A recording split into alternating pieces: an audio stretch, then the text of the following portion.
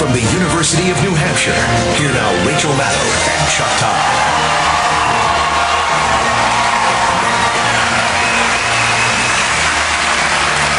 Good evening and welcome to the MSNBC Democratic Candidates Debate. We are super excited to be here at the University of New Hampshire tonight. This is the first time that Hillary Clinton and Bernie Sanders have squared off exactly like this. Face to face, just one-on-one, just the two of them. And neither party has seen this yet.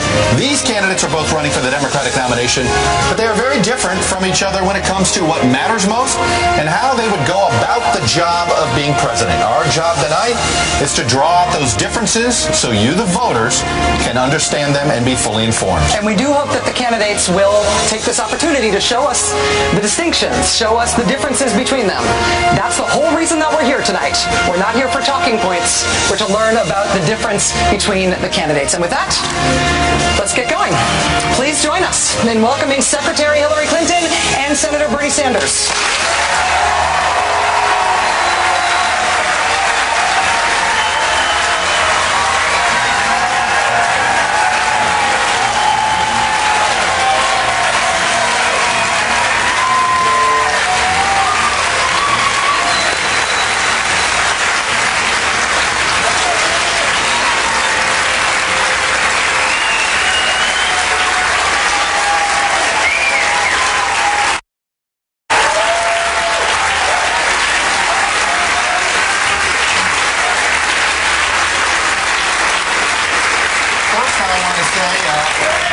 Special thanks to the New Hampshire Union leader for helping make this debate possible, and their readers who helped provide some of the questions and topics that we'll be addressing tonight. The rules tonight, by the way, are simple. 90 seconds for answers, 30 seconds for follow-ups and rebuttals. And with that, that's it. We're going to begin with 60-second opening statements from each of the candidates, and as agreed to in advance by the two campaigns, we are going to begin tonight with Senator Sanders. Rachel, thank you very much. Millions of Americans are giving up on the political process. And they're giving up on the political process because they understand the economy is rigged. They are working longer hours for low wages. They're worried about the future of their kids. And yet, almost all new income and wealth is going to the top 1%. Not what America is supposed to be about. Not the fairness that we grew up believing that America was about. And then sustaining that rigged economy is a corrupt campaign finance system undermining American democracy, where billionaires, Wall Street, corporate America, can contribute unlimited sums of money into super PACs and into candidates. Our job together is to end a rigged economy, create an economy that works for all, and absolutely overturn Citizens United, one person, one vote. That's what American democracy is about. Thank you, Senator. Secretary Clinton. Well, I'm happy to be here in New Hampshire for this debate as we move toward the primary on Tuesday. I believe that America has the opportunity to once again live by our values, live up to our values in the 21st century. But I think that America can only do that if Americans can succeed.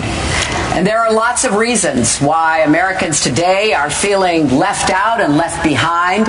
Yes, of course, the economy has not been working for most Americans. Yes, of course, we have special interests that are unfortunately doing too much to rig the game. But there's also the continuing challenges of racism, of sexism, of discrimination against the LGBT community, of the way that we treat people as opposed to how we want to be treated. I believe that we can get back on the right track. That I want to imagine a country where people's wages reflect their hard work, where we have health care for everyone and where every child gets to live up to his or her potential.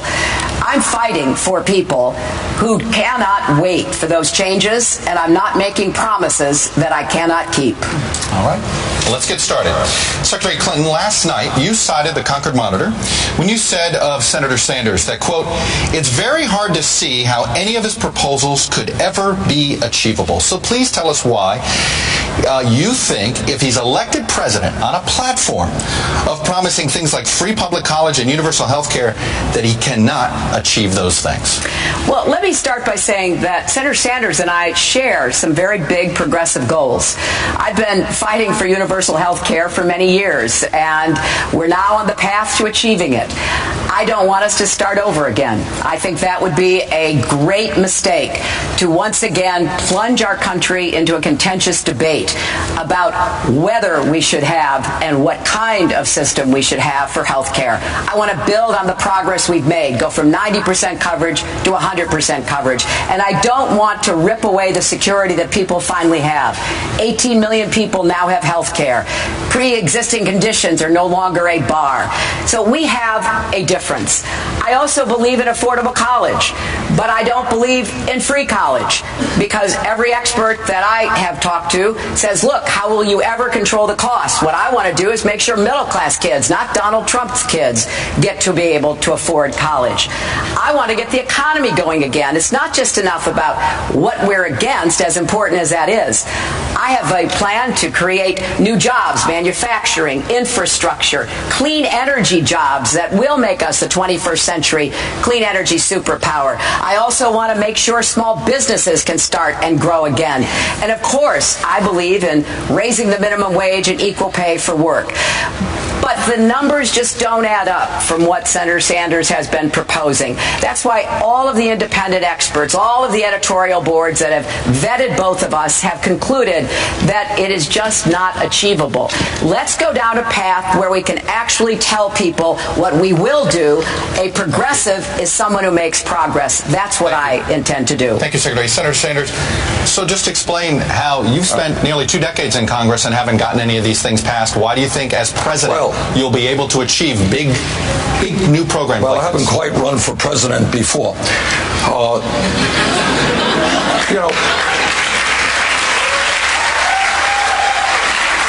Let's deal with some of the comments that Secretary Clinton made. And by the way, sometimes there's a lot of drama here. I've known Secretary Clinton for 25 years and respect her very much. Here is the issue.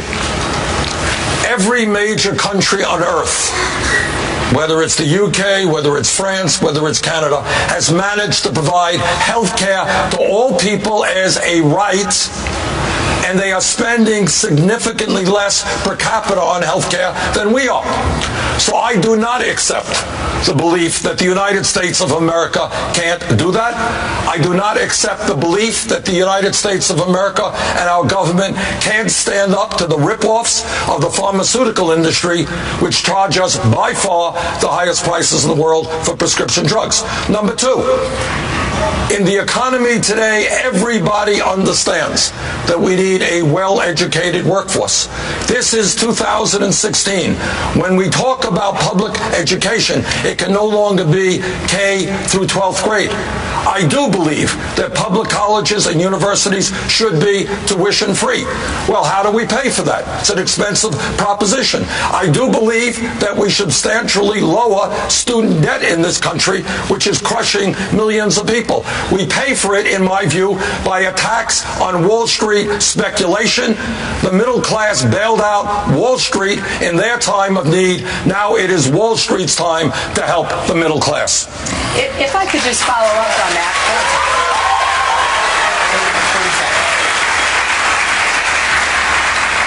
There is no disagreement between us on universal coverage for health care. The disagreement is, where do we start from and where do we end up? The Republicans want to repeal the Affordable Care Act. I want to improve it. I want to build on it, get the costs down, get prescription drug costs down. Senator Sanders wants us to start all over again. This was a major achievement of President Obama, of our country. It is helping people right now. I am not going to wait and have this plunge back into a contentious national debate that has very little chance of succeeding. Let's make the Affordable Care Act work for everybody. Listen, Chuck, this is a good discussion here. Yes, and let me just say this, as Secretary Clinton may know, I am on the Health Education Labor Committee. That committee wrote the Affordable Care Act. The idea that I would dismantle health care in America while we're waiting to pass a Medicare for all is just not accurate.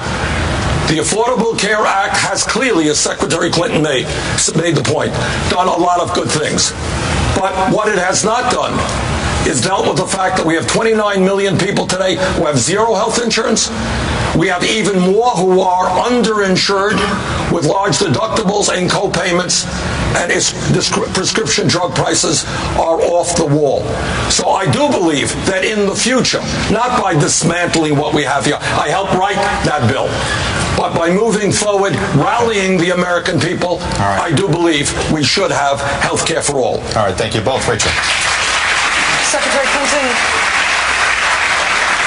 Senator Sanders is campaigning against you now, at this point in the campaign, basically by arguing that you are not progressive enough to be the Democratic nominee. He has said that if you voted for the Iraq War, if you are in favor of the death penalty, if you wobbled on things like the Keystone Pipeline or TPP, if you said single-payer health care could never happen, then you're too far to the right of the Democratic Party to be the party's standard bearer.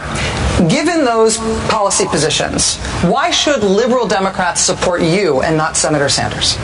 Well, because I am a progressive who gets things done. And the root of that word, progressive, is progress. But I've heard Senator Sanders' comments, and it's really caused me to wonder who's left in the progressive wing of the Democratic Party. Under his definition, President Obama is not progressive because he took donations from Wall Street. Vice President Biden is not progressive because he supported Keystone. Senator Shaheen is not progressive because she supports the Trade Pact. Even the late, great Senator Paul Wellstone would not fit this definition because he voted for DOMA. You know, we have differences, and honestly, I think we should be talking about what we want to do for the country. But if we're going to get into labels, I don't think it was particularly progressive to vote against the Brady Bill 5 times. I don't think it was progressive to vote to give gun makers and sellers immunity. I don't think it was progressive to vote against Ted Kennedy's immigration reform. So we can go back and forth like this, but it is unrealistic. No, not at all. Here's the reality of American economic life today. The reality is that we have one of the lowest voting turnouts of any major country on earth because so many people have given up on the political process. The reality is that there has been trillions of dollars of wealth going from the middle class in the last 30 years to the top 1/10 of 1%. The reality is that we have a corrupt campaign finance system which separates the Americans from what Congress is doing.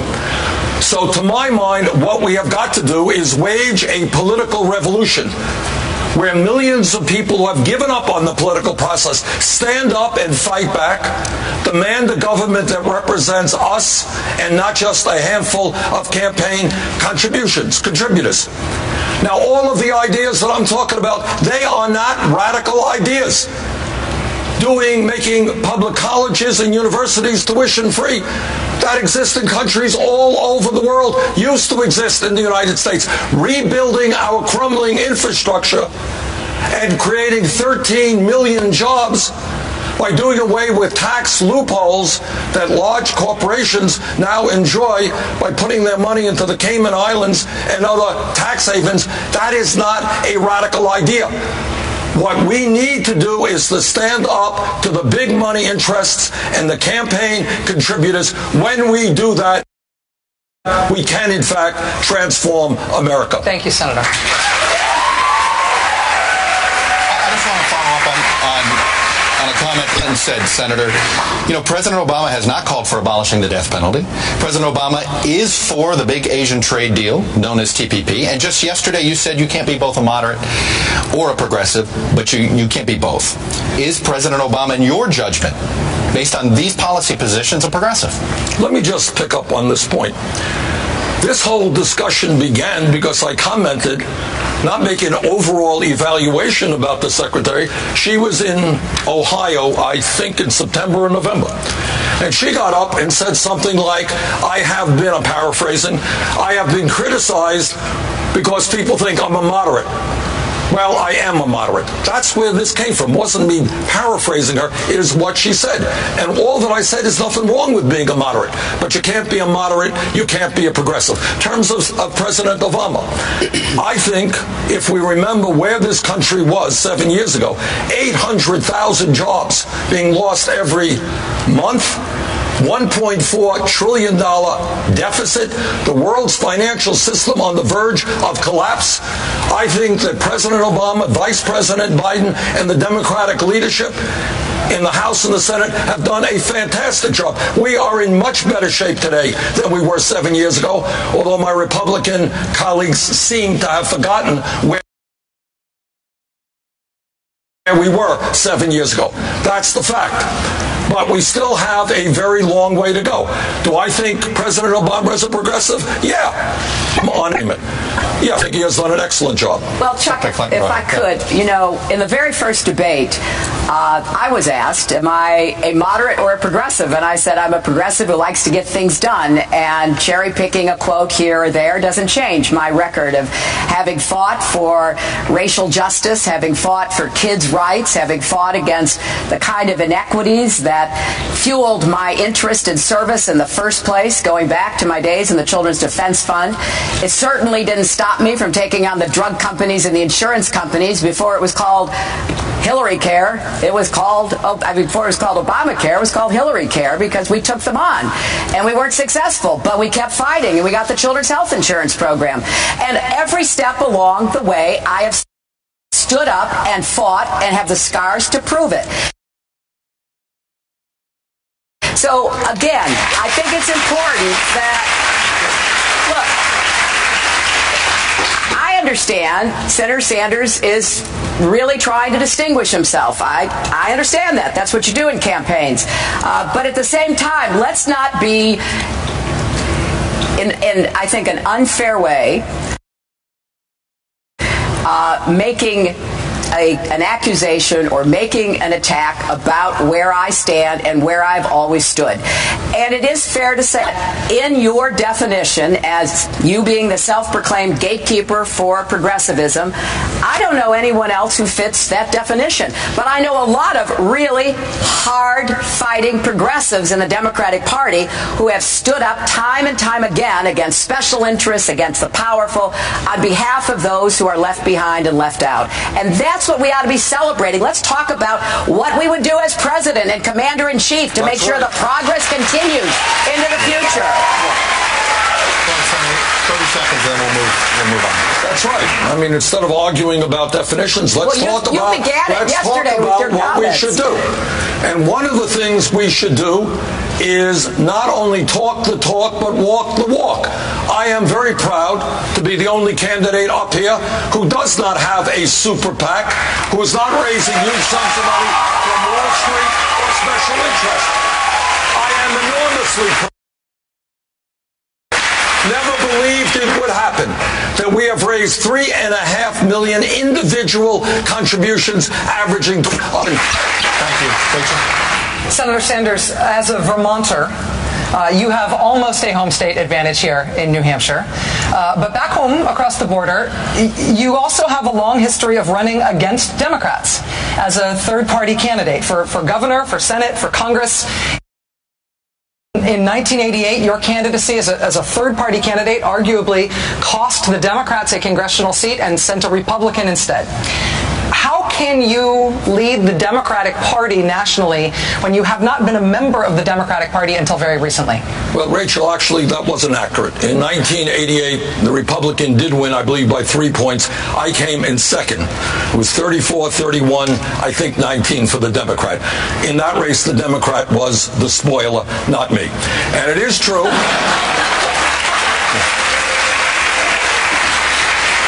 It is true. It's not to be denied. I am the longest serving independent in the history of the United States Congress.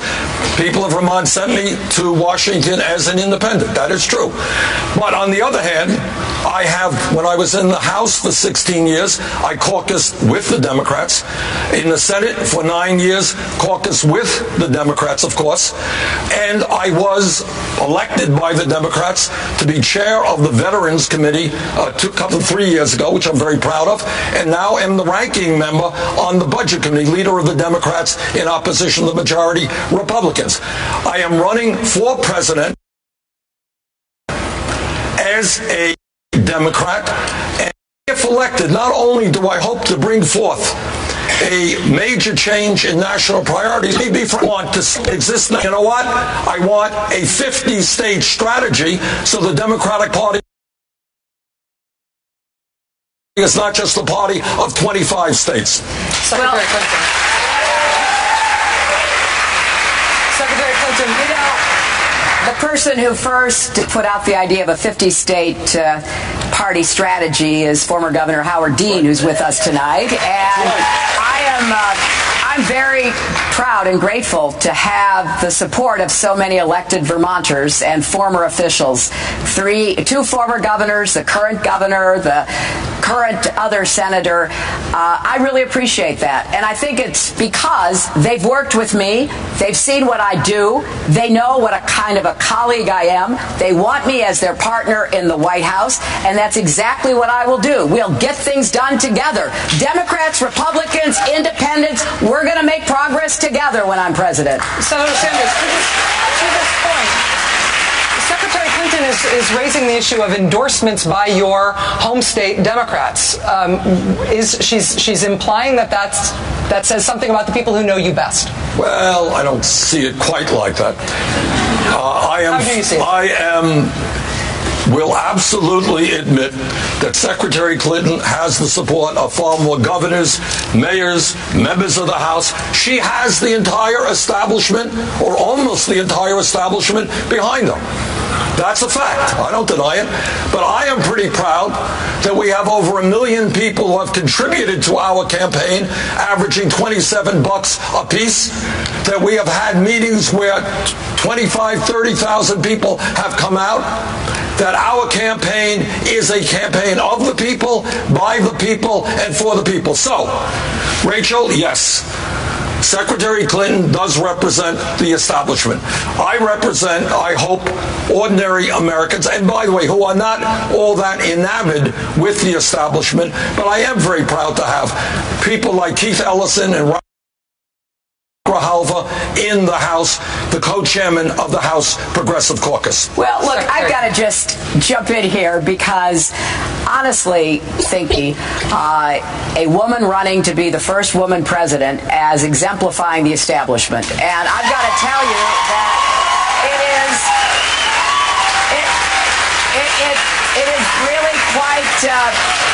it's really quite amusing to me. People support me because they know my life's work, they have worked with me, and many have also worked with Senator Sanders.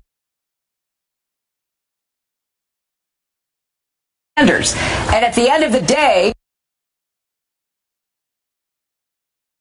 they endorse me because they know I can get things done. I am not going to make promises I can't keep. The elected health economist said that these plans would cost $1 trillion more a year. I'm not going to tell people that I will raise your incomes and not your taxes and not mean it. Because I don't want to see the kind of struggle that the middle class is going through exemplified by these promises that would raise taxes and make it much more difficult for many, many Americans to get ahead and stay ahead. That is not my agenda. Senator Sanders, 30 seconds to respond to that. What being part of the establishment is in the last quarter having a super PAC that raised 50 speaking fees from any interest group has to be bought. And I just absolutely reject that, Senator. And I really don't think these kinds of attacks by insinuation are worthy of you. And enough is enough. If you've got something to say, say it directly, but you will not find that I ever changed a view or a vote because of any donation that I ever received. And I have stood up and I have represented my constituents to the best of my ability, and I'm very proud of that. So I think it's time to end the very artful smear that you and your campaign have been carrying out in recent weeks, and let's talk about the issues. Let's talk about the issues that divide us. Okay, let's talk we about both issues. agree with campaign finance reform. Let's talk about issues. I worked hard for McCain-Feingold. I want to reverse Citizens United. Let's talk about issues. Let's talk about issues. Let's talk about issues. All right, let's talk about why in the 1990s Wall Street got deregulated. Did it have anything to do with the fact that Wall Street spent billions of dollars on lobbying and campaign contributions? Well, some people might think, yeah, that had some influence. Let's ask why it is that we pay by far the highest prices in the world for prescription drugs, and your medicine can be doubled tomorrow, and there's nothing that the government can do to stop it. You think it has anything to do with the huge amounts of campaign contributions and lobbying for the fossil fuel industry? Let's talk about climate change. Do you think there is a reason why not one Republican has the guts to recognize that climate change is real and that we need to transform our energy system? Do you think it has anything to do with the Koch brothers and ExxonMobil pouring huge amounts of money into the political system? That is what goes on in America.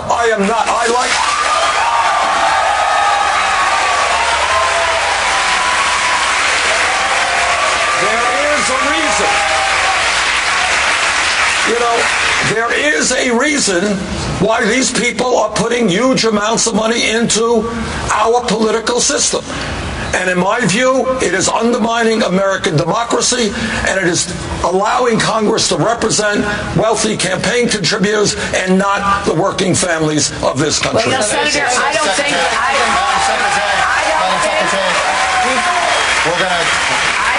you could find any person in political life today who has been subjected to more attacks and had more money spent against her by special interests, among whom you have named a few, than I. And I'm proud of that.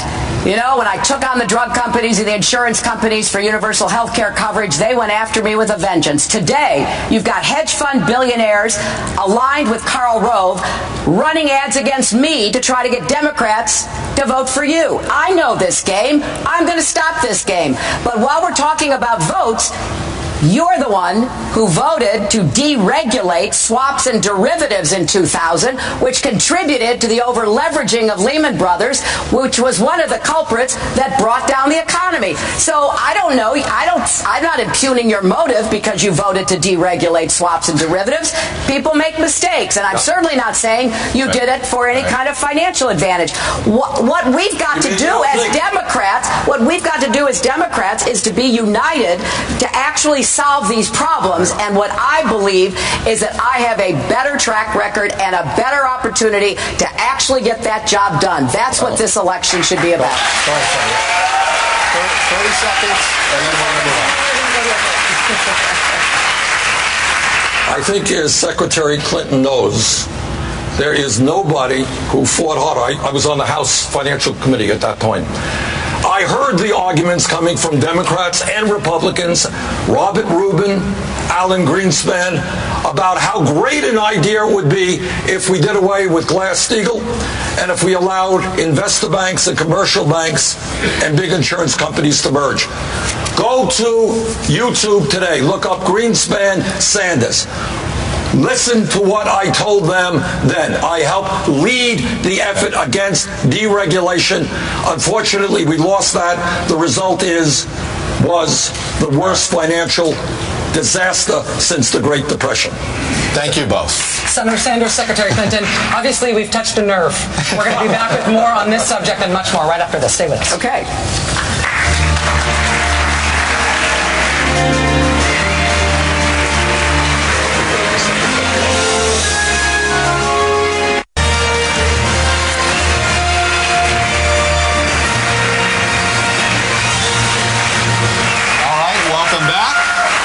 right to it. Senator Sanders, you were talking about all of your campaign contributions and campaign finance reform. You rail against big money in politics.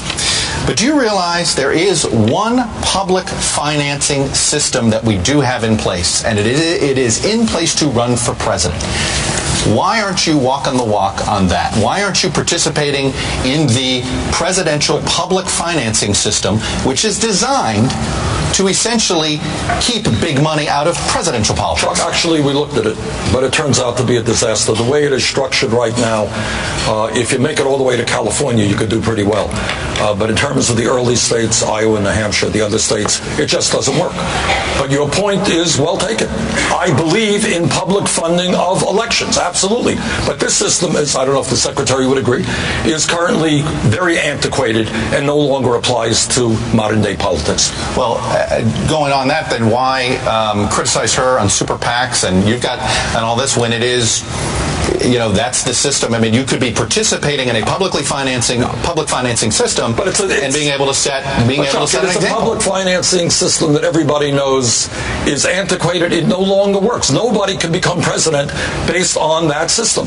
So what's the alternative? There are two alternatives. And, we looked at it. Well, should we do a super PAC? But I concluded, honestly, I don't represent corporate America or billionaires. I didn't want it. So the other alternative was to ask working families and the middle class to help out in a transformational campaign. And you know what? We got 3.5 million individual contributions, $27 a piece. I think that's pretty good.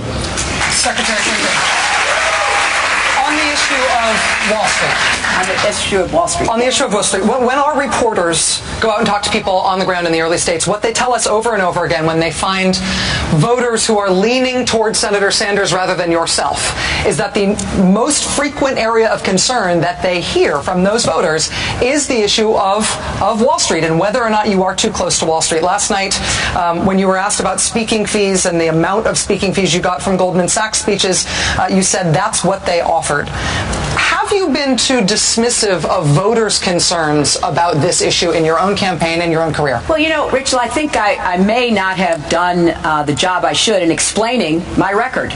I did when I left the Secretary of State's office, like so many former officials, military leaders, journalists, others. I did go on the speaking circuit. I spoke to heart doctors. I spoke to the American Camping Association. I spoke to auto dealers. And yes, I spoke to firms on Wall Street. They wanted me to talk about the world, what my experience had been as Secretary of State. But what I want people to know is I went to Wall Street before the crash. I was the one saying, you're going to wreck the economy because of these shenanigans. Mortgages. I could interest hedge fund manager. I proposed changes in CEO compensation. I called for a Consumer Protection Financial Bureau before it was created. And I think the best evidence that the Wall Street people at least know where I stand and where I have always stood is because they are trying to beat me in this primary. They have collected and spent as much as $6 million on these ads. Hedge fund billionaires, Karl Rove, another billionaire jumped in. And why are they doing that? These are guys who try to make smart investments. They know my record. They know me. They know that I say what I believe, and I will do it. And I also have a pretty good understanding about how to stop them. So I do want people to know that. And I think it's important for everybody to understand I have a record, I have stood firm, and I will be the person who prevents them from ever wrecking the economy again. Senator Sanders, you have been a critic of Secretary Clinton taking those speaking fees and having donations from Wall Street. What about her defense of her record? Let me just say this. Wall Street is perhaps the most powerful economic and political force in this country. You have companies like Goldman Sachs who just recently paid a settlement fine with the federal government for $5 billion for defrauding investors. Goldman Sachs was one of those companies whose illegal activity helped destroy our economy and ruin the lives of millions of Americans. But this is what a rigged economy and a corrupt campaign finance system and a broken criminal justice system is about. These guys are so powerful that not one of the executives on Wall Street has been charged with anything after paying, in this case of Goldman Sachs, a $5 billion fine. Kid gets caught with marijuana, that kid has a police record. A Wall Street executive destroys the economy, $5 billion settlement, and no criminal record. That is what power is about, that is what corruption is about, and that is what has to change in the United States of America.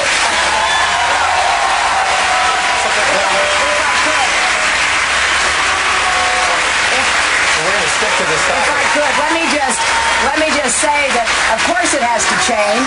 It has to change, and that's why I have put forward a plan to do just that.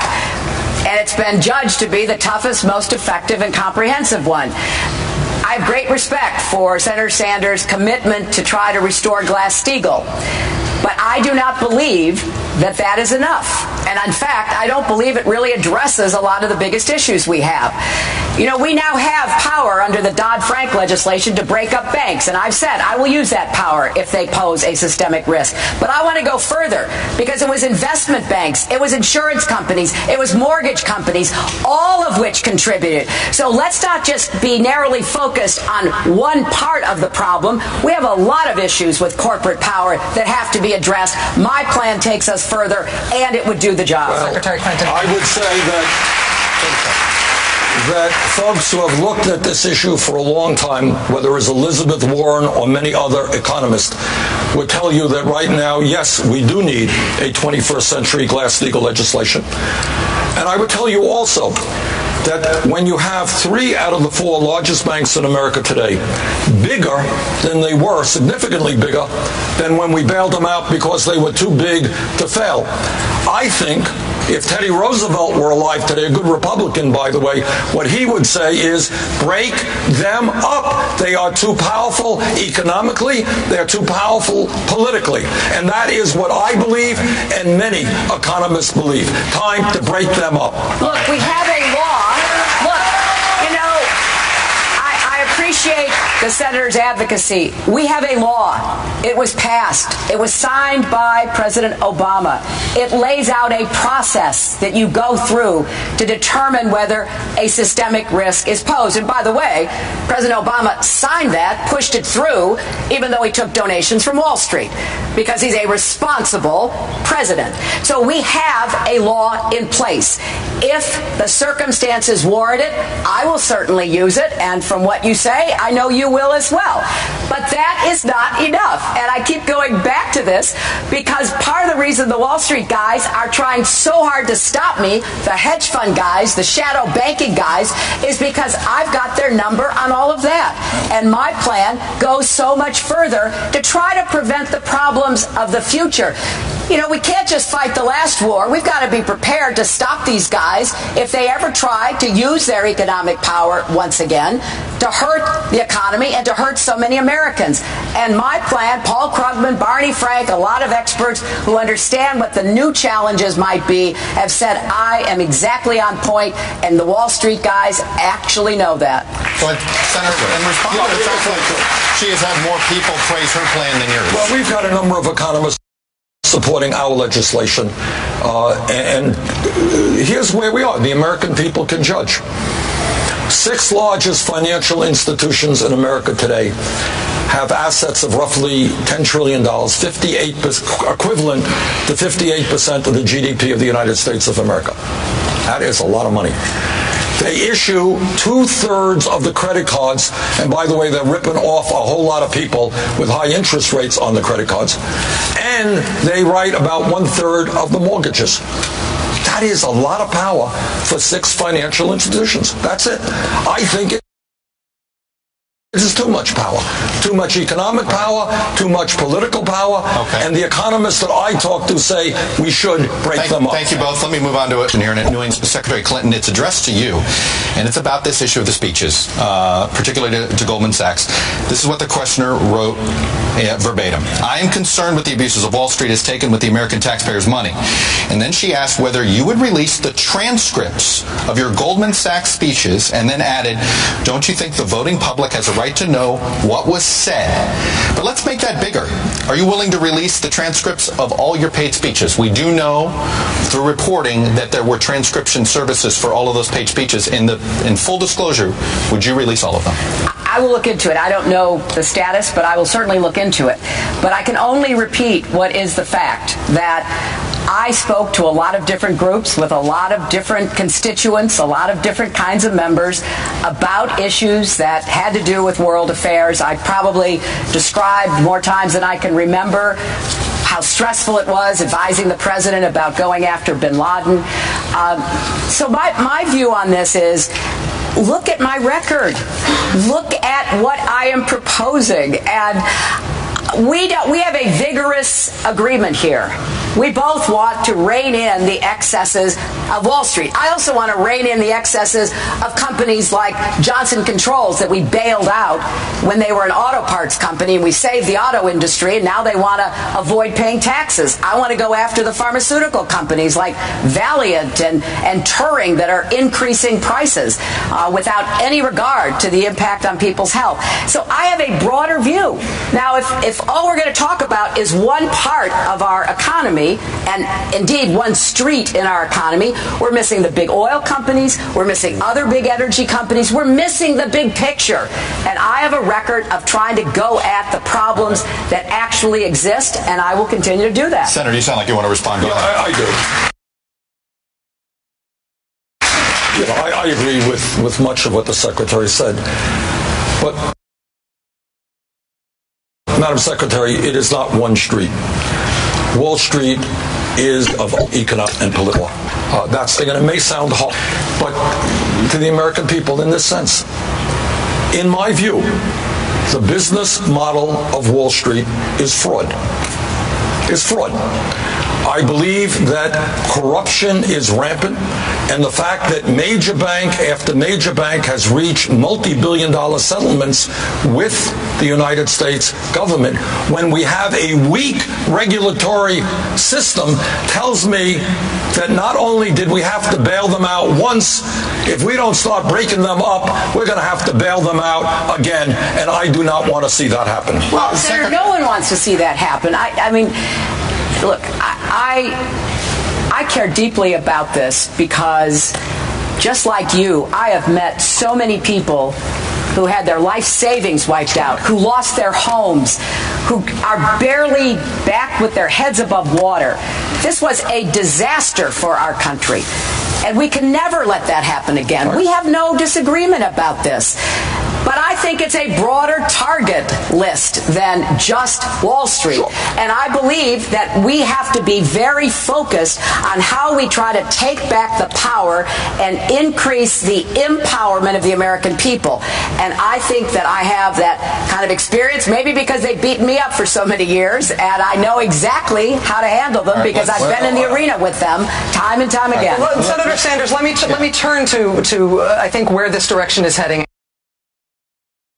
Anyway, which is the broader issue of big business and power in our political system. You, on the campaign trail, have railed against big-name American corporations like Boeing and Electric, but some big businesses in this country have also been part of advancing progressive goals, like the nationwide initiative to expand employment opportunities for veterans. That was all about cooperation between the Obama administration and some very big businesses. The Affordable Care Act, some of the thorniest problems in that bill were worked out in cooperation with big business in order to accomplish progressive goals. Could you work with them, or have you made enemies of big business in this country with the way you've approached them in this campaign? No, of course I could work with them, but let's be clear, when I talked about Boeing and I talked about General Electric, what I was referring to is an outrage. I suspect the Secretary agrees with me. Right now, you have a loophole such that these guys are putting their profits, multi-billion-dollar profitable corporations, putting billions of dollars into the Cayman Islands, Bermuda, and other tax havens. And in a given year, Rachel, after making billions of dollars in profit, you know how much they're paying in taxes to the United States government in a given year? Zero. Now explain to me how that makes any sense at all. So what I have said with regard to Boeing and GE and other multinationals that pay zero taxes, you know what we're going to do? We're going to end that loophole. They are going to pay their fair share of taxes. We're going to use that money to rebuild our infrastructure and create up to 13 million jobs. Can I work with corporations? Are there good corporations doing incredible cutting-edge research and development? Absolutely they are, and we should be proud of them. But on the other hand, there are many corporations who have turned their backs on the American worker, who have said, if I can make another nickel in profit by going to China and shutting down in the United States of America, that's what I will do. I will do my best to transform our trade policy and take on these corporations who want to invest in low-income countries around the world rather than in the United States of America. Senator Sanders, thank you. And with that, we are going to take a break. We'll be right back, and we're going to get to trade and a lot of other issues.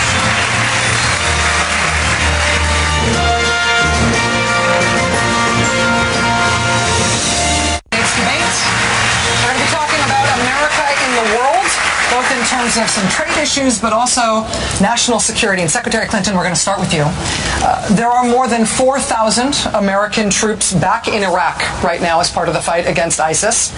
It has been 15 straight years of wars and multiple deployments for America's military families who have borne such a disproportionate burden.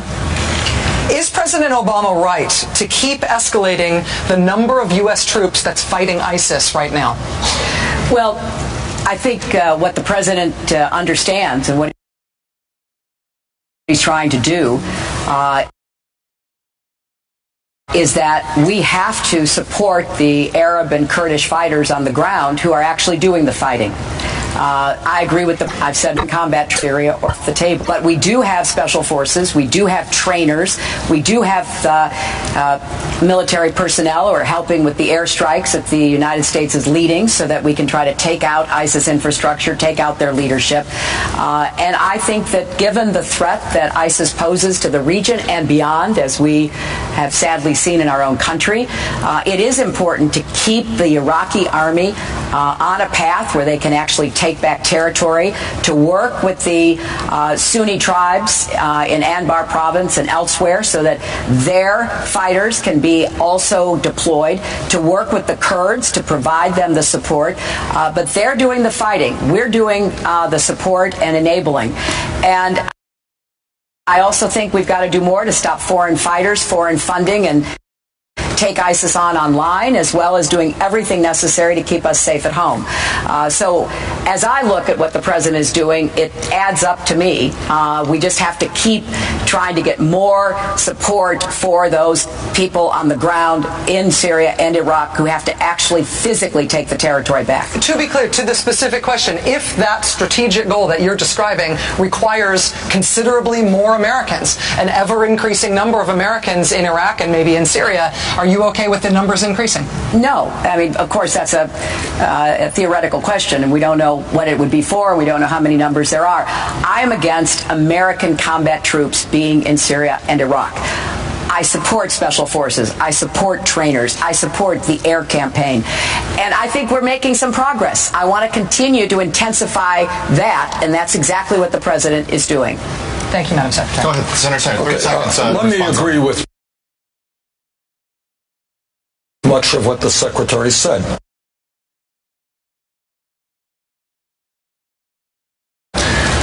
But where we have a different background on this issue is we differed not on my website, BernieSanders.com.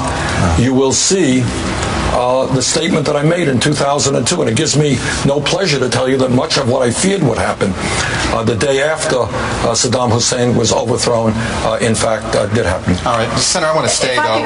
Go ahead, 30 seconds. Respectfully add, look, we did differ.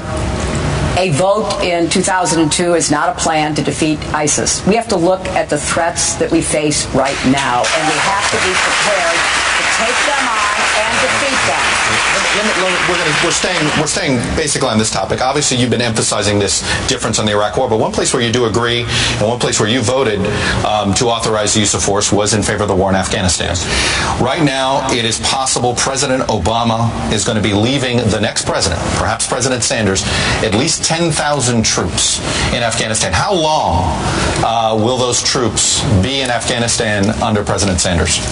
Well, I think our great task is to make certain that our young men and women in the military do not get sucked into never-ending perpetual warfare within the quagmire of Syria and Iraq. And I will do my very best to make sure that that doesn't happen. I agree with the Secretary that I think what has to happen, and let me just mention what King Abdullah of Jordan said. I think he hit the nail on the head. And what he said is essentially the war against ISIS is a war for the soul of Islam. And it must be Muslim troops on the ground that will destroy ISIS with the support of a coalition of major powers, U.S., UK, France, Germany, and Russia. So our job is to provide them the military equipment that they need, the air support they need, special forces, when appropriate. But at the end of the day, for a dozen different reasons, not the least of which is that ISIS would like American-clad troops on the ground so they can reach out to the Muslim world and say, look, we're taking on the ground must be done by Muslim troops with our... We must not get involved in perpetual warfare in the Middle East. Can you address the question on Afghanistan?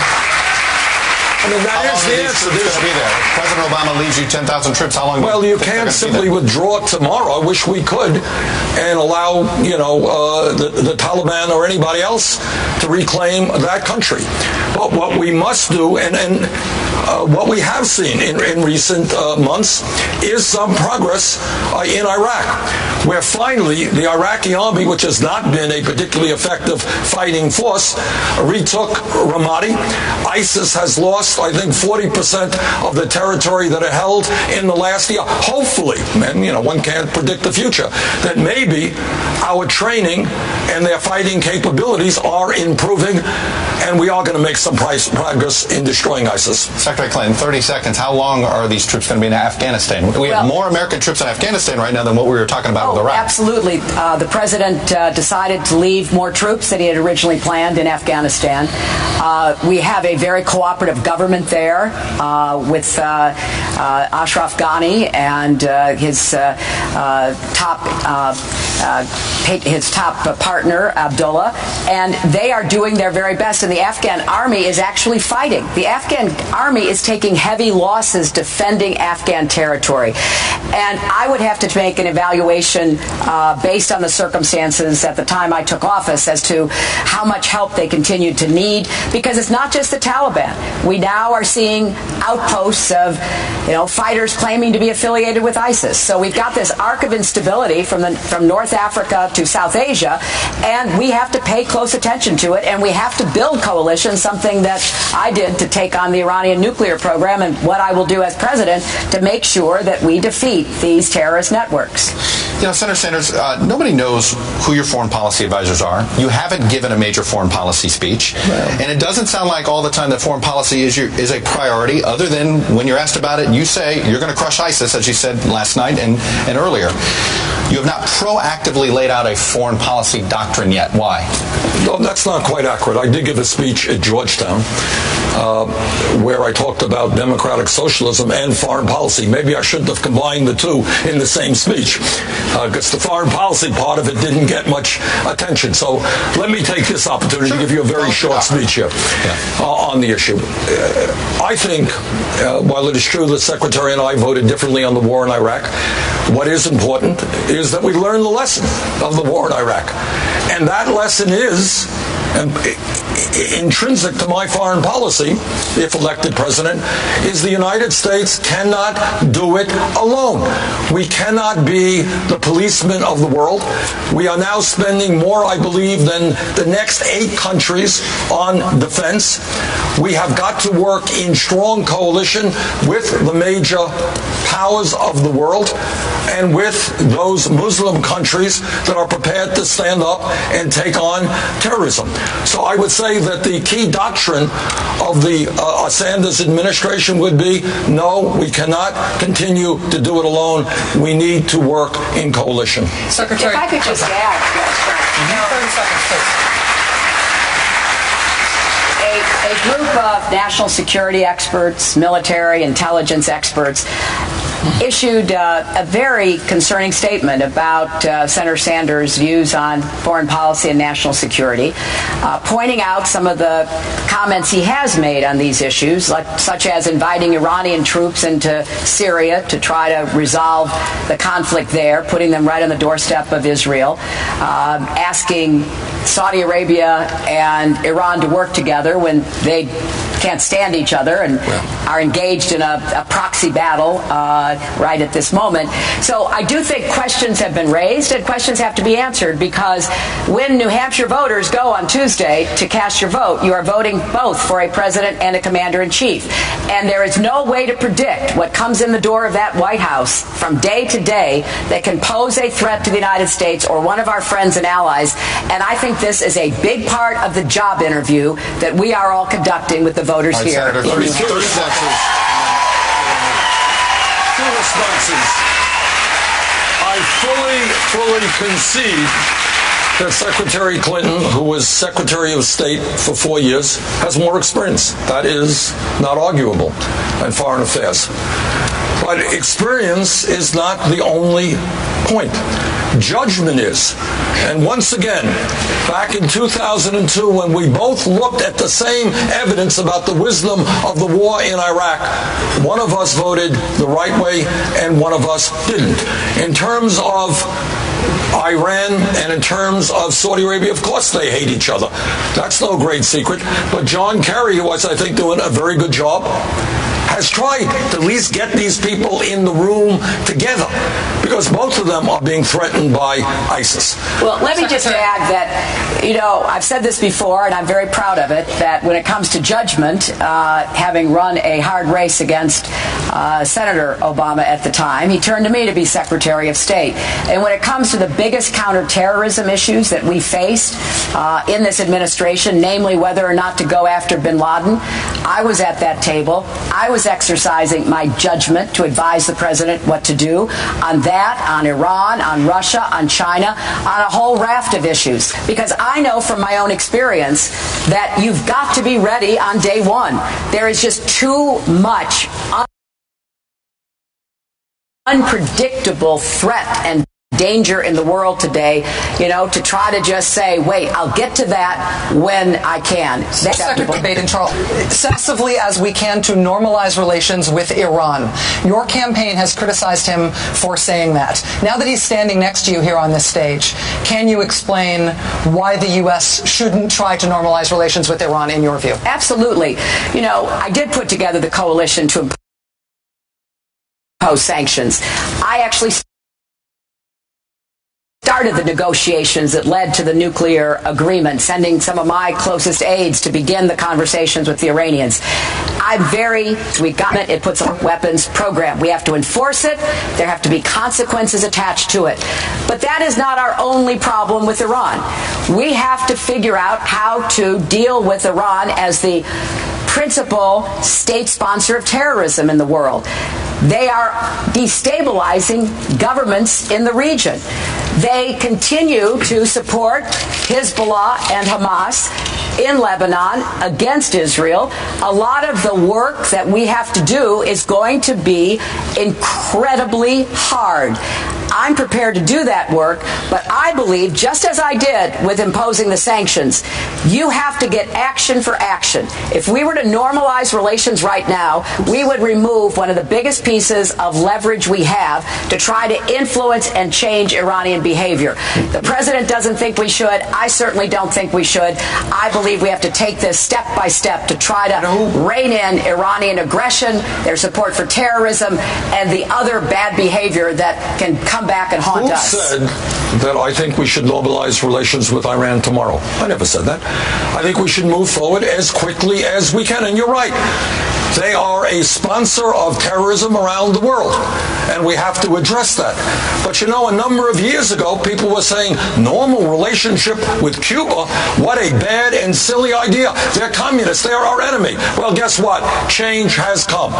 So please don't suggest that I think we normalize relations with Tehran tomorrow. We don't.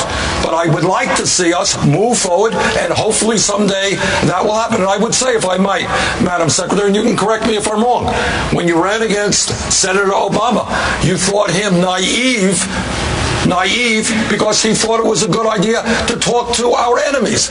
I think those are exactly the people you have to talk to and you have to negotiate with. Well, Senator, let me just correct the record if I can. Let me correct the record.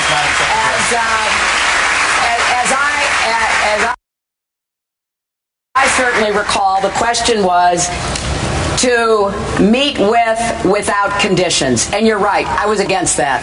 I was against it then, I would be against it. Okay. Part of diplomacy, the hard work of diplomacy, is trying to extract whatever concessions you can get in giving something the other side wants. Of course you've got to try to make peace with and work with those who are your adversaries, but you don't just rush in, open the door and say, here I am, let's talk and make a deal. That's not the way it works. I think President Obama had the right idea, and the bottom line is that, of course, there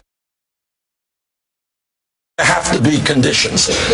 But of course, it doesn't do us any good to not talk with our adversaries. We set the conditions for it, and then we talked. Right, that's exactly the right sequence. And that's what I did with the president. So he and I were on the very same page. And just to set the record straight, I very strongly supported the agreement, which makes certain that Iran does not get a nuclear weapon. All right, as Commander-in-Chief, Senator Sanders, you've got to prioritize potential threats to the United States. 3 countries, North Korea, Iran, Russia. How would you rank them in order of their threat to America's security right now? Starting with the biggest threat. ISIS, you forgot one. No, ISIS we've had that. I'm talking about these 3 countries. How would you orient our national security, our national defense clearly, posture? North Korea is a very strange situation because it is such an isolated country run by a handful of dictators, or maybe just one, who seems to be somewhat paranoid and who has nuclear weapons. And our goal there, in my view, is to work and lean strongly on China to put as much pressure. China is one of the few major countries in the world that has significant support for North Korea. And I think we've got to do everything we can to put pressure on China. So I worry very much about an isolated, paranoid country with atomic bombs.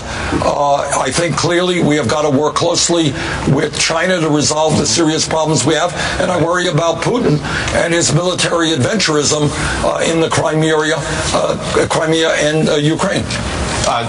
Secretary of Defense Ash Carter this week picked one of those 3, and he has said Russia was basically the most important national security threat, so reorienting the defense and the challenges to that. Do you agree with his decision? No, I don't. I worry very, very much about an isolated country. That's what makes me nervous. Russia lives in the world. China lives in the world. North Korea is a very, very strange country because it is so isolated. And I do fear that a nation with nuclear weapons, they have got to be dealt with and dealt with effectively. Secretary Clinton, what do you think of Secretary of Defense Ash Carter? He's basically putting Russia above Iran, above North Korea as sort of the chief national security challenge right now? Well, I haven't talked to Secretary Carter, but here's what I would think he's planning. You know, we do have the nuclear weapons agreement with Iran. That's an enforcement, consequence, action for action, follow on. We have a plan. We will watch them. We will be vigilant. We do have to worry about North Korea. They continue to develop their nuclear weapons capability, and they are working very hard on their ballistic missile capability. And I know that some of those plans could very well lead to a missile that might reach Hawaii, if not the West Coast. And we do have to try to get the countries in the region to work with us to do everything we can to confine and constrain them. But what Secretary Carter is looking at is the constant pressure that Russia is putting on our European allies.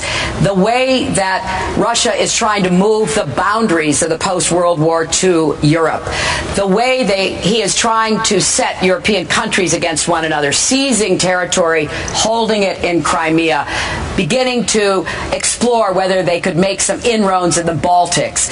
We know that they are deeply engaged in supporting Assad because they want to have a place in the Middle East. They have a naval base. They have an air base in Syria. They want to hang on to that. And I think what Secretary Carter is seeing, and I'm glad he is that we've got to get NATO back working for the common defense. We've got to do more to support our partners in NATO, and we have to send a very clear message to Putin that this kind of belligerence, this kind of testing of boundaries will have to be responded to. And the best way to do that is put more armor in, put more money from the Europeans in, so they're actually contributing more to their own defense. Thank you both. Rachel. Secretary Clinton, I want to ask you about a national security issue that is closer to home. There are thousands of veterans, over 100,000 veterans living in the state of New Hampshire. Either one of you is nominated as the Democratic Party's nominee. You will likely face a Republican opponent in the general election who wants to privatize or even abolish big parts of the VA. It's a new popular idea in conservative politics. How will you win the argument on that issue, given the problems that have been exposed at the VA last few still? Reforms that Senator Sanders and others in Congress have passed to try to fix what's wrong with the VA. There are a lot of issues about wait times and services that have to be fixed because our veterans deserve nothing but the best. But you're absolutely right. You know, Rachel, this is another part of the Koch brothers' agenda. They've actually formed an organization to try to begin to convince Americans we should no longer have guaranteed health care, specialized care for our veterans. I will fight that as hard as I can. I think there's where we can enlist the veteran service organizations, the veterans of America, because yes, let's fix the VA, but we will never let it be privatized. Good. And that is a promise. Senator Sanders, you as a congressional leader on veterans issues in the Veterans Committee, you've worked in a very bipartisan way with Senator John McCain and others on veterans issues. Right. Is that the right contour of the fight? The way she's talking about this issue? You know, as the Secretary knows, I had the privilege and the honor of chairing the Senate Committee on Veterans Affairs. And it is interesting to me, you know, Republicans give a lot of speeches about how much they love veterans. I work with the American Legion, the VFW, the DAV, the Vietnam Vets, and virtually every veterans organization to put together the most comprehensive piece of veterans legislation in the modern history of America. That's what I did. And I brought it to the floor of the Senate. Every Democrat voted for it. I got 2 Republicans. We ended up with 56 votes, and I couldn't get the 60 votes that I needed. That is pathetic. This was legislation supported by all of the veterans organizations addressing many of the serious problems that veterans face in health care and in how we deliver benefits to them. So Republicans talk a game about veterans, but when it came to put money on the line to protect our veterans, frankly, they were not there. What I did next, Rachel, is I had to retreat a little bit. I had to compromise. I did work with John McCain. I did work with Jeff Miller over in the House, and we put together not the bill that I wanted, but probably the most comprehensive VA health care bill in the modern history of this country. Secretary Clinton is absolutely right. There are people, Koch brothers among others, who have a group called Concerned Veterans of America, funded by the Koch brothers. Koch brothers, by the way, want to destroy Social Security, Medicare, Medicaid, every governmental program passed since the 1930s. Yeah, there are people out there who want to privatize it. Last point that I make, I had a hearing. I had all of the veterans groups in front of me, and I said to them, tell me, when a veteran gets into the VA, understanding there are waiting lines and real problems, when a veteran gets into the system, is the quality of care good? Without exception. What they said, good, excellent, very good. We've got to strengthen the VA. We do not privatize the VA. Senator Sanders, Secretary Clinton, we're going to take another break. We'll be talking about Social Security and some of those other issues when we come back.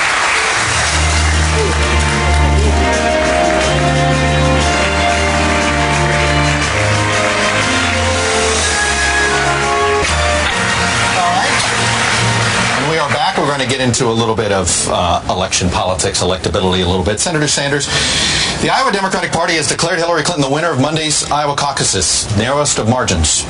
Today, the Des Moines Register has an editorial that calls for an audit of the results, saying, quote, what happened Monday night at the Democratic caucuses was a debacle, period.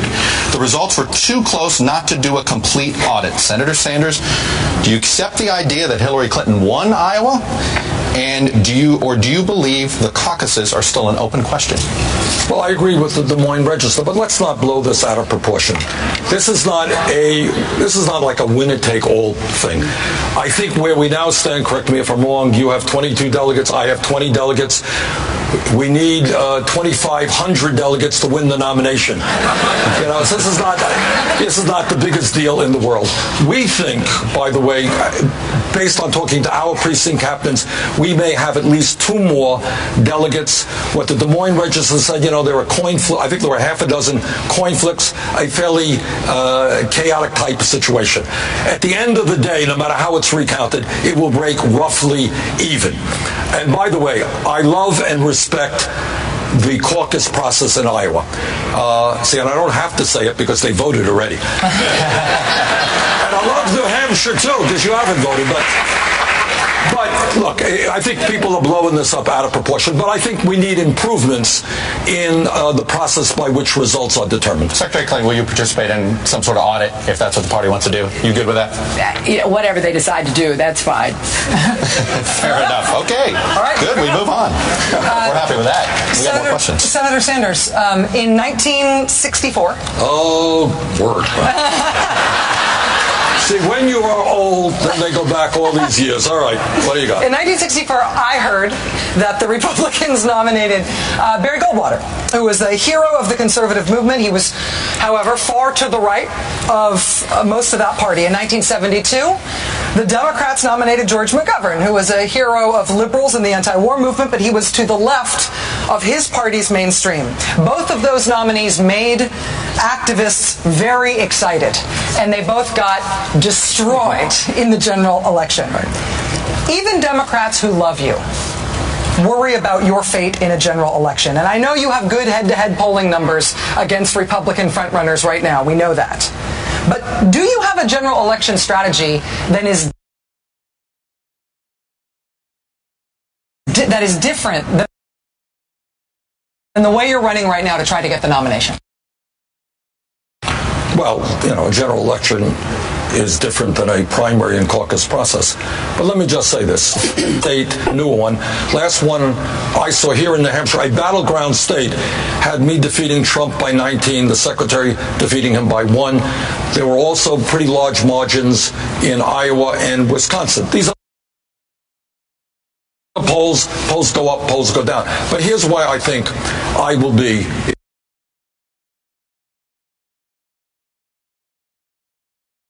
if nominated, the strongest candidate. Democrats win when there is a large voter turnout, when people are excited, when working people, middle-class people, and young people are prepared to engage in the political process. Republicans win when people are demoralized and you have a small voter turnout, which, by the way, is why they love voter suppression. I believe that our campaign up to now has shown that we can create an enormous amount of enthusiasm from working people, from young people who will get involved in the political process and which will drive us to a very large voter turnout. If there is a large voter turnout, not only do we retain the White House, but I think we regain the Senate, we win governor's chairs up and down the line. So I believe if you want to retain the White House, if you want to see Democrats do well across the board, I think our campaign is the one that creates the large voter turnout and helps us win. Secretary Clinton, your campaign and surrogates and people who have endorsed you have suggested that, or even said that if Senator Sanders is the nominee, that Democrats will suffer nationwide and the chances will go down of Democrats holding onto the White House. With him here standing next to you, can you tell us whether or not you believe he would win the general election if he were nominated? I can only tell you what I believe, and that is that I am the strongest candidate to take it to the Republicans and win in November. And I say that with great respect for the campaign that Senator Sanders has been running. I personally am thrilled at the numbers of people, and particularly young people, who are coming to support your campaign. I hope that I will be able to earn their support. They may not support me now, but I support them, and we'll work together. But what I'm concerned about is the views of many Democrats who know their states, who know how hard it is to win a general election. And it also will put whoever the nominee is into the spotlight. I've been vetted. There's hardly anything you don't know about me. And I think it's fair to say that whoever is in that position, Senator Sanders or anyone else who might have run, will face the most withering onslaught. So I think that I am the person who can do all aspects of the job. I think I'm the person best prepared to take the case to the Republicans. And I think that at the end of the day, it's not so much electability, it is who the American people can believe can keep them safe, can get the economy moving again, can get incomes rising, can build on the progressive accomplishments of President Obama.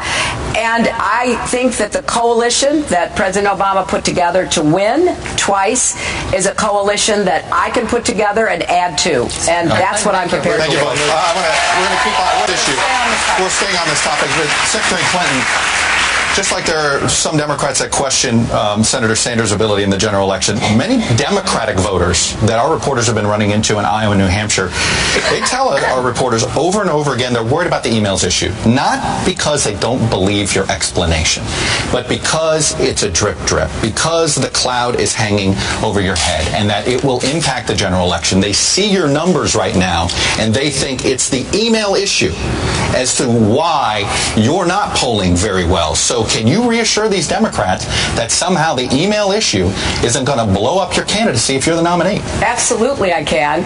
You know, before it was emails, it was Benghazi. And the Republicans were stirring up so much controversy about that. And I testified for 11 hours, answered their questions. They basically said, yep, didn't get her, we tried. That was all a political ploy.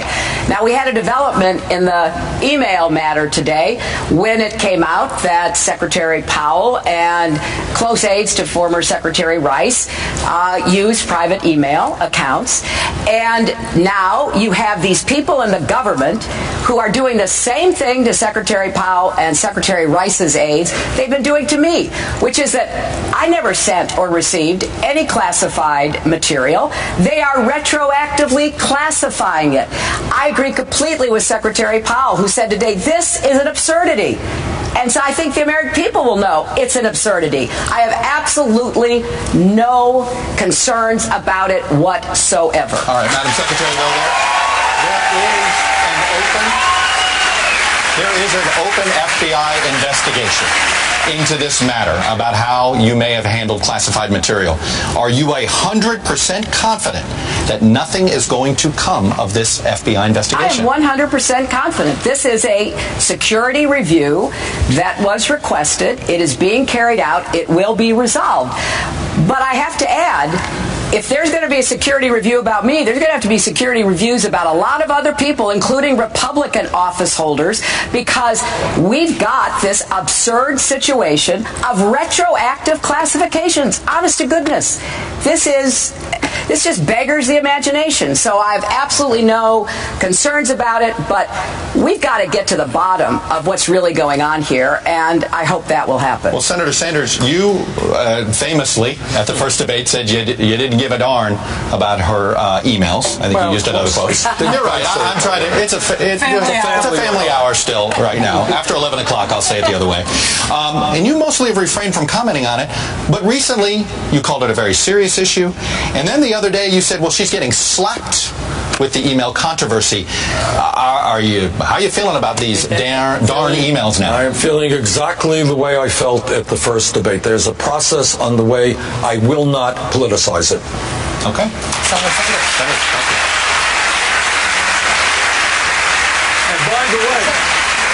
And by the way, if I may, the Secretary probably doesn't know that there's not a day that goes by when I am not asked to attack her on that issue, and I have refrained from doing that, and I will continue to refrain from doing that. Senator Sanders, thank you. Senator, in December, one of your campaign staffers was fired from your campaign for taking voter data, essentially, from the Clinton campaign. You apologized for that when the incident was made public. Your campaign has now been criticized for its operatives essentially impersonating culinary union members wearing union pins in Nevada.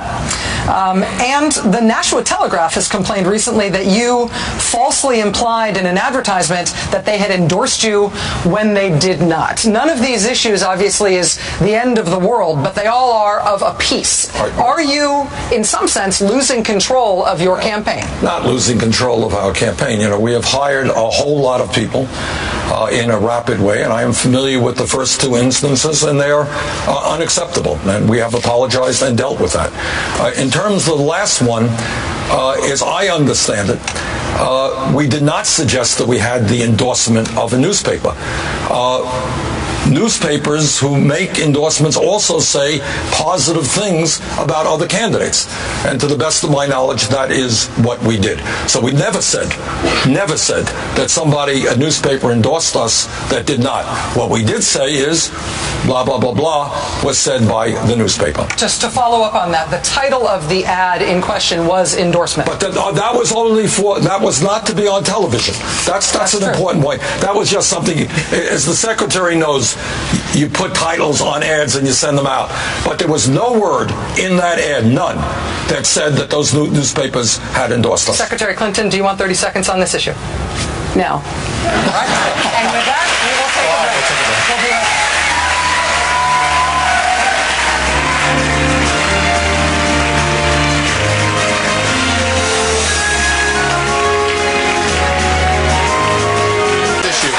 We're staying on this topic, but Secretary Clinton, just like there are some Democrats that question Senator Sanders' ability in the general election, many Democratic voters that our reporters have been running into in Iowa and New Hampshire, they tell our reporters over and over again they're worried about the emails issue. Not because they don't believe your explanation, but because it's a drip, because the cloud is hanging over your head and that it will impact the general election. They see your numbers right now and they think it's the email issue as to why you're not polling very well. So can you reassure these Democrats that somehow the email issue isn't going to blow up your candidacy if you're the nominee? Absolutely, I can.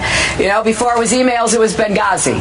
And the Republicans were stirring up so much controversy about that. And I testified for 11 hours, answered their questions.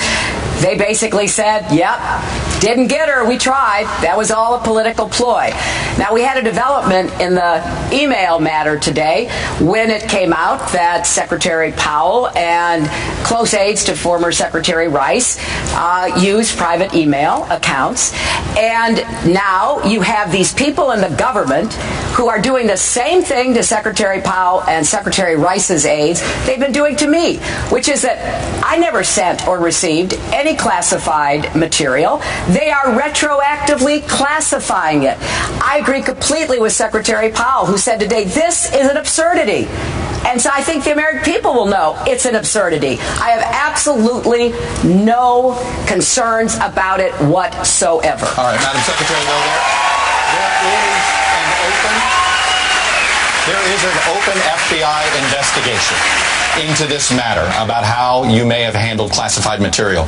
Are you 100% confident that nothing is going to come of this FBI investigation? I am 100% confident. This is a security review that was requested. It is being carried out. It will be resolved.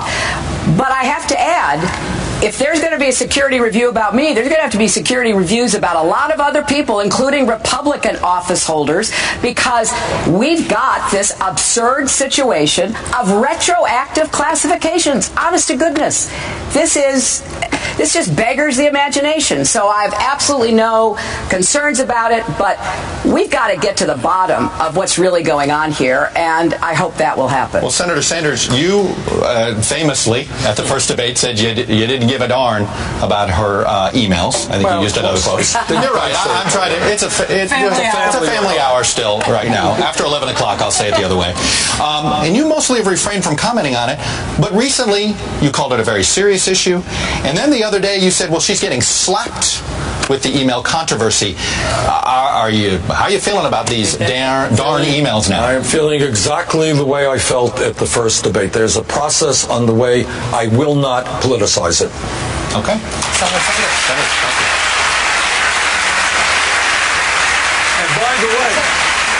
And by the way, if I may, the Secretary probably doesn't know that there's not a day that goes by when I am not asked to attack her on that issue, and I have refrained from doing that, and I will continue to refrain from doing that. Senator Sanders, thank you. Senator, in December, one of your campaign staffers was fired from your campaign for taking voter data, essentially, from the Clinton campaign. You apologized for that when the incident was made public. Your campaign has now been criticized for its operatives essentially impersonating culinary union members wearing union pins in Nevada.